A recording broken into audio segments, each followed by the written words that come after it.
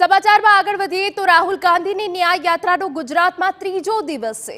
ભરૂચ લોકસભાના નેત્રંગમાં આપ કોંગ્રેસી સંયુક્ત સભા મળવાની છે। રાહુલ ગાંધી ભરૂચ બેઠકના ઉમેદવાર ચૈતર વસાવા સાથે સ્ટેજ પર જોવા મળશે તેવી પણ વિગતો છે। યાત્રાની શરૂઆત અલીપુરા બોડેલી સર્કલથી થવાની છે। નસવાડી અને કેવડિયામાં ન્યાય યાત્રાનું સ્વાગત કરવામાં આવશે। તે બાદ રાજપીપળામાં સંતોષ ચોકડીથી કાલાઘોડા સુધી રાહુલનો રોડ શો પણ યોજાશે। અખતેશ્વર ચોકડી, નેત્રંગ અને જંખવાવમાં કોર્નર મીટિંગ પણ થવાની છે। જંખવાવ માંગરોળથી માલદા ફાંટા સુધી ન્યાય યાત્રા યોજાવાની છે અને માલદામાં રાહુલ ગાંધી રાત્રિ રોકાણ કરશે તેવી પણ વિગતો।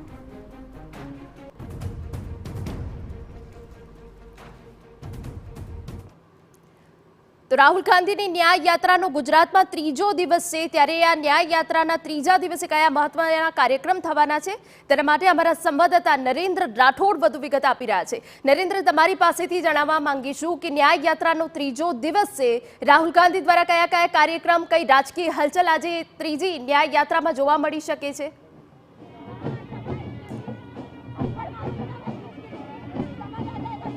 રાહુલ ગાંધીની ભારત જોડો ન્યાય યાત્રાનો આજે ગુજરાતમાં ત્રીજો દિવસ છે અને ત્રીજા દિવસે આ યાત્રા અહીંયાથી આપને નીકળતી જોવા મળનાર છે। થોડી જ વારમાં રાહુલ ગાંધી અહીંયા પહોંચશે અને ત્યારબાદ યાત્રાની શરૂઆત, ત્રીજા દિવસની યાત્રાની શરૂઆત અહીંયાથી થતી આપને જોવા મળશે। પરંતુ એ પહેલા જે પ્રકારે આદિવાસી પરંપરાગત નૃત્ય સાથે રાહુલ ગાંધીનું તમામ જગ્યાઓ પર, કારણ કે સમગ્ર જે યાત્રા છે એ આદિવાસી વિસ્તારોમાંથી ગુજરાતમાંથી પસાર થઈ રહી છે, ત્યારે તમામ જગ્યાઓ પર આ જ પ્રકારે રાહુલ ગાંધીનું સ્વાગત કરવામાં આવી રહ્યું છે અને એમના સમર્થનના ખૂબ મોટા પ્રમાણમાં સ્થાનિકો અહીંયા ઉમટી પડેલા આપણે જોવા મળી રહ્યા છે। આજની સૌથી મહત્વની જો અપડેટ હોય યાત્રાને લઈને તો એ છે કે નેત્રંગમાં, કે જે ભરૂચ લોકસભા વિસ્તારમાં આવે છે, તે ભરૂચ લોકસભા વિસ્તારમાં આવતી એ બેઠક પર આજે રાહુલ ગાંધી અને ચૈતર વસાવા, કે જેઓ ગઠબંધનના કેન્ડિડેટ છે, એ બંને એક સાથે સ્ટેજ પર જોવા મળશે અને એ બાબત જ સૂચવી રહી છે કે બંને રાજકીય પાર્ટીઓ કેવી રીતના હવે ધીરે ધીરે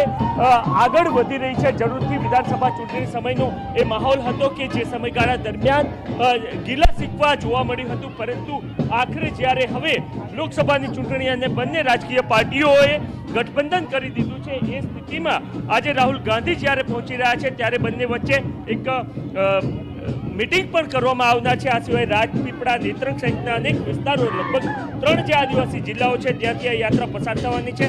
સ્થાનિક નેતા આપણી સાથે જોડાયા છે, એમની સાથે વાતચીત કરીએ। અર્જુનભાઈ, કેટલી ઇમ્પેક્ટ જોઈ રહ્યા છો આદિવાસી વિસ્તારમાં, અને ખાસ તો આજે નેત્રંગમાં પણ સભા થવાની છે કે જ્યાં આમ આદમી પાર્ટીના નેતાઓ પણ જોડાવાના છે? આપને લાગી રહ્યું છે કે એક મુવમેન્ટ પકડાતી કમસે કમ ટ્રાઇબલ બેલ્ટ પર આપ જોઈ રહ્યા છો?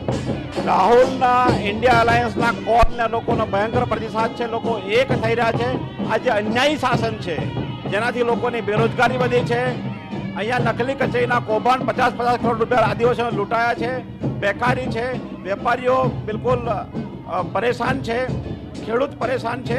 આ બધા જ અત્યારે રાહુલ ગાંધી ન્યાય યાત્રામાં માટે ખૂબ ઉત્સાહિત છે અને એનો પ્રતિસાદ મળવાનો છે। 2024માં લોકો ભાજપાના કરપ્ટ શાસનને, તાનાશાહીને જવાબ આપવાના છે અને અલાયન્સને વોટ આપવાના છે। અમે જીતવાના, છોટાઉદેપુરમાં જીતીશું, ભરૂચ પણ જીતીશું, ગુજરાતમાં આદિવાસી ઇલાકાની બધી સીટો અમે બિલકુલ બહુમતી જીતીશું અને ગુજરાતની બીજી સીટો પણ જીતીશું। જમીની સ્તર પર આપ અને કોંગ્રેસનું ગઠબંધનને કાર્યકર્તાઓ એક સાથે લઈને લઈ રહ્યા છે ખરા, કે બંને નેતાઓ બંને રાજકીય પાર્ટીઓને એક થઈ ગયા હશે, પરંતુ શું બંનેના કાર્યકર્તાઓ છે એ એક સાથે રહીને કામ કરી રહ્યા છે? સૌથી વધારે તો કાર્યકર્તા એક થઈ ગયા છે, કારણ કે કાર્યકર્તા પરિવર્તન ઈચ્છે છે। નેતાઓ તો છે જ, પણ કાર્યકર્તાઓ બિલકુલ એક સાથે છે અને એક મતથી, એક સાથે, એક સંપત્તિ રહીને અમે આ જીતવાના છે। તો કાર્યકર્તાઓ પણ એક સાથે છે અને એના જ કારણે અનેરો ઉત્સાહ જોવા મળી રહ્યો છે, એ પ્રકારનો દાવો કરવામાં આવી રહ્યો છે।